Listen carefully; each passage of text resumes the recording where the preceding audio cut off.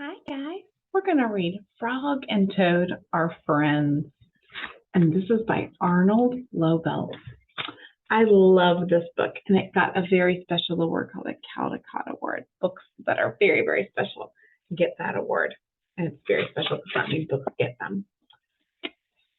Let's look at our table of content.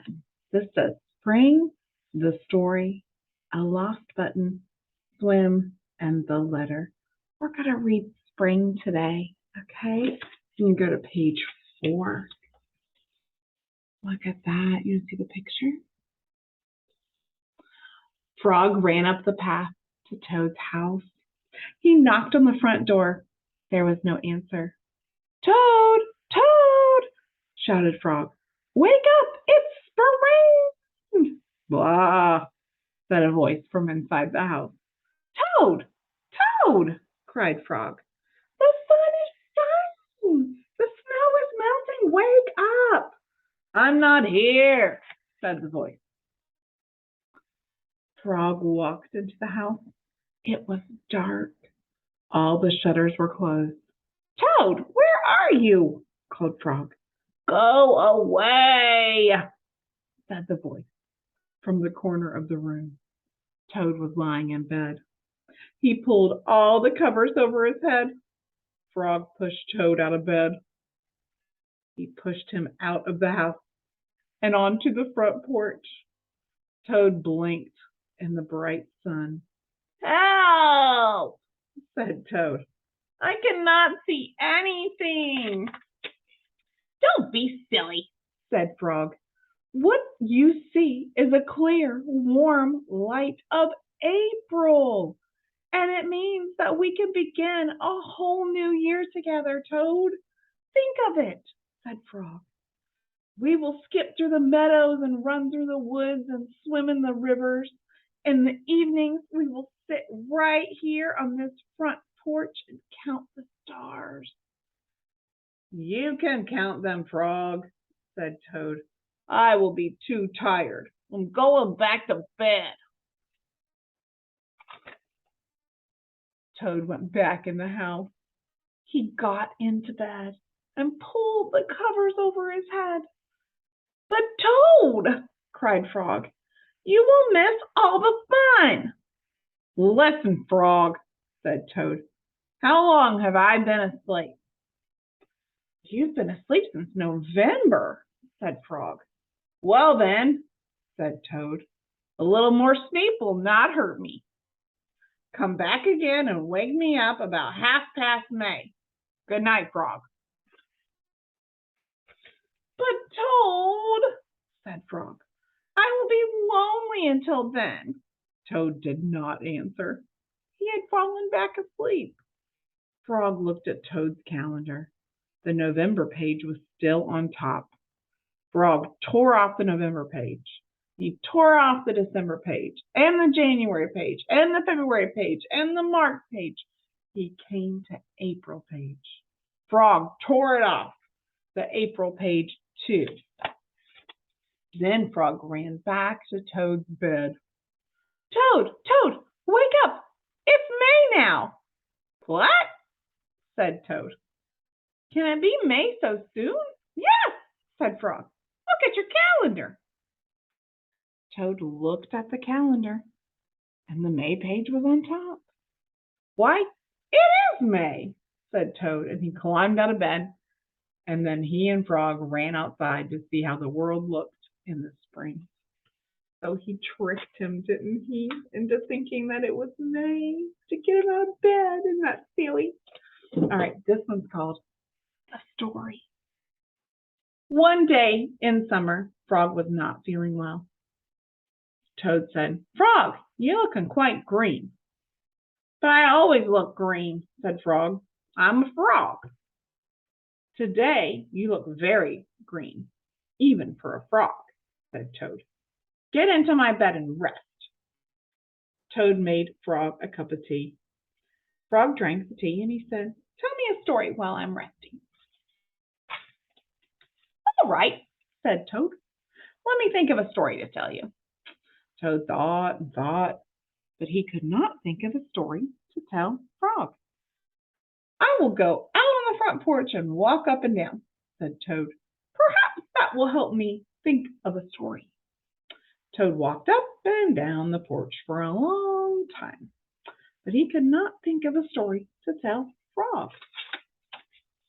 Then Toad went into the house and stood on his head. Why are you standing on your head? Asked Frog.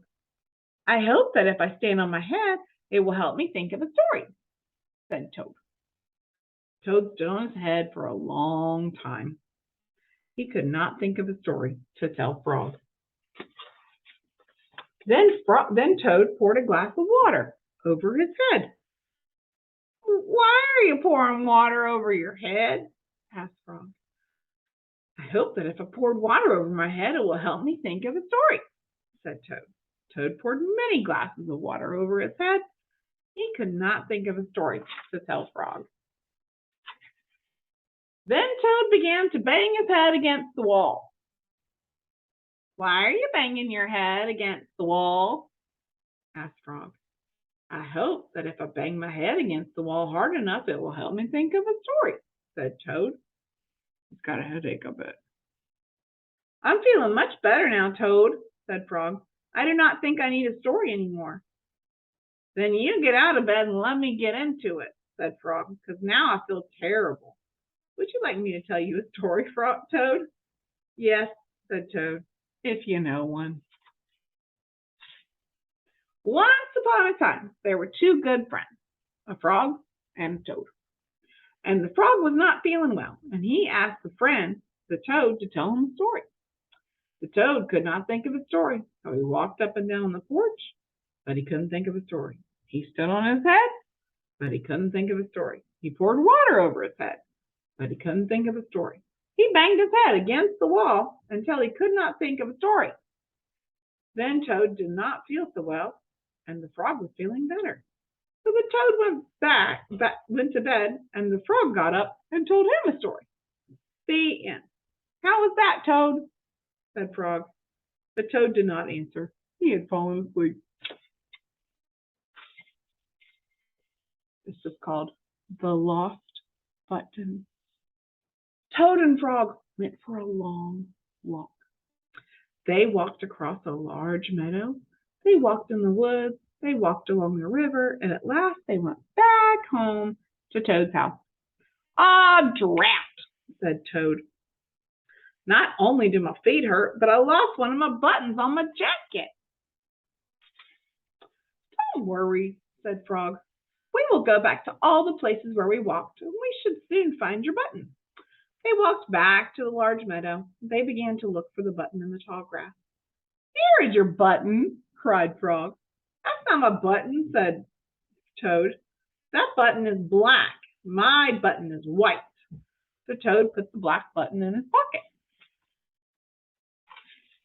The sparrow flew down. Excuse me, said the sparrow. Did you lose a button? I found one. That's not my button, said Toad. That button has 2 holes, and my button had 4 holes. Toad put the button with 2 holes in his pocket. They went back to the woods, and they looked in the dark path. Here is your button, said Frog. That's not my button, cried Toad. That button is small. My button is big. Toad put the small button in his pocket. A raccoon came from behind the tree. I heard you were looking for a button, he said. Here is one that I just found. That is not my button, wailed Toad. That button is square. My button is round. So Toad put the square-shaped button in his pocket. Frog and Toad went back to the river. They looked for a button in the mud. Here's your button, said Frog. That is not my button, shouted Toad. That button is thin and my button is thick. Toad put the thin button in his pocket. He was very angry. He jumped up and down and screamed, "The whole world is covered with buttons and not one of them is mine." Toad ran home and slammed the door. There on the floor, he saw his white, 4-holed, big, round, thick button. "Oh," said Toad. "It was here the whole time. What a lot of trouble I have made for Frog." Toad took all the buttons out of his pocket. He took his sewing box down from the shelf, and Toad sewed the buttons all over his jacket.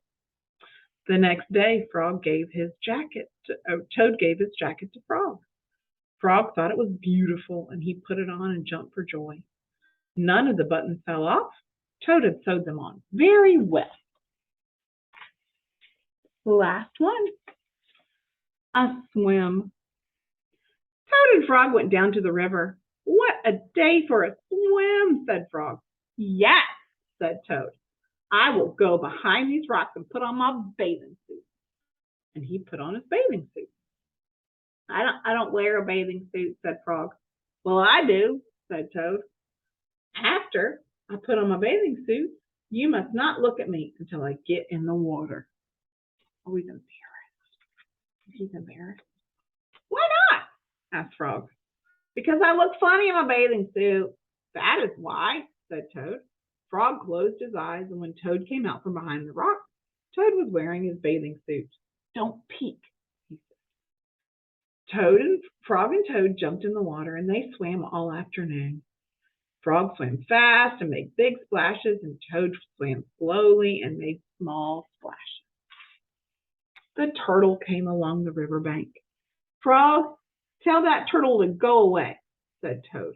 I don't want him to see me in my bathing suit when I come out of the river. The Frog swam over to the turtle. Turtle, said Frog, you will have to go away. Why should I? Said the turtle. Because Toad thinks that he looks funny in his bathing suit and he doesn't want anyone to see him, said Frog. Some lizards were sitting nearby. Does Toad really look funny in his bathing suit? They asked. Snake crawled out of the grass. If Toad looks funny in his bathing suit, the snake said, then I, for one, want to see him. We want to see him too, said two dragonflies. Me too, said a field mouse. I have not seen anything funny in a long time. Frog swam back to Toad. I'm sorry, Toad, he said. Everyone wants to see how you look. Then I will stay right here until they go away, said Toad. The turtle and the lizard and the snake and the dragonflies and the field mouse sat on the riverbank. They waited for Toad to come out of the water. Please, cried Frog, please go away. But no one went away. Toad was getting colder and colder, and he was beginning to shiver and sneeze. I have to come out of the water, said Toad. I'm catching a cold. Toad climbed out of the river, and the water dripped out of his bathing suit and down onto his feet. The turtle laughed. The lizard laughed. The snake laughed. The field mouse laughed. And Frog laughed. What are you laughing at, Frog? Said Toad. I'm laughing at you, Toad, said Frog. Because you do look funny in your bathing suit. Of course I do, said Toad. And then he picked up his clothes and he went home. The letter. Toad was sitting in the front porch. Frog came along and said, What's the matter, Toad? You are looking sad. Yes, said Toad. This is my sad time of day. It is the time when I wait for the mail to come. It always makes me very unhappy. Why is that? Asked Frog. Because I never get any mail, said Toad. Not ever? Asked Frog. No, never, said Toad. No one has ever sent me a letter. Every day my mailbox is empty. That is why waiting for the mail is a sad time for me. So Frog and Toad sat on the porch, feeling sad together. Then Frog said, I have to go home now, Toad. There is something I must do. And Frog hurried home. He found a pencil and a piece of paper, and he wrote on the paper. He put the paper in an envelope, and on the envelope he wrote, A letter for Toad. Frog ran out of his house. He saw a snail that he knew. Snail, said Frog, please take this letter to Toad's house and put it in his mailbox. Sure, said the snail, right away. Then Frog ran back to Toad's house. Toad was in bed taking a nap.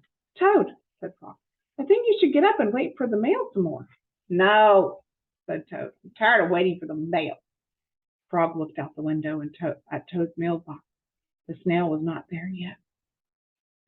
Toad, said Frog, you never know when someone might send you a letter. No, no, said Toad.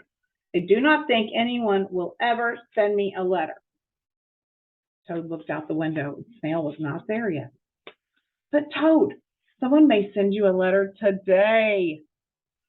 Don't be silly, said Toad. No one has ever sent me a letter before, and no one will send me a letter today. Frog looked out of the window. The snail was still not there. Frog, why do you keep looking out that window? Said Frog. Because I'm waiting for the mail, said Frog. But there will not be any, said Toad. Oh, yes, there will, said Frog, because I have sent you a letter. You have? Said Toad. What did you write in the letter? Frog said. I wrote, Dear Toad, I am glad that you are my best friend, your best friend, Frog. Oh, said Toad, that makes a very good letter. And then Frog and Toad went out to the front porch to wait for the mail. They sat there, feeling happy together. Frog and Toad waited a long time. 4 days later, the snail got to Toad's house and gave the letter from Frog. Toad was very pleased to have it. Snails are very slow. That's the joke. All right, I hope you enjoyed Frog and Toad Are Friends. It's a great book with 5 short little stories in it that are really fun. I hope you enjoyed listening to it as much as I enjoyed reading it.